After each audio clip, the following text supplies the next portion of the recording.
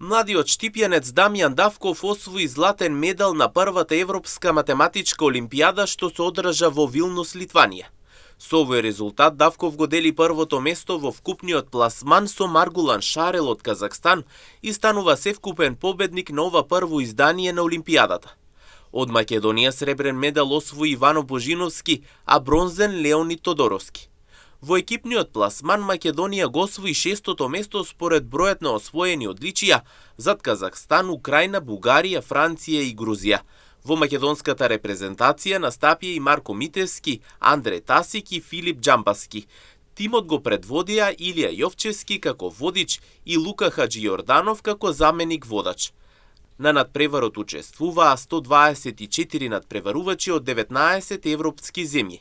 Европската математичка олимпијада е ново надпреварување кое се организира како бесплатен настан за европските земји, со цел да ги собере најдобрите млади математичари од Европа. Идејата е да им се овозможи силна подготовка на интернационалната математичка олимпијада, која е најголемото светско надпреварување од овој тип.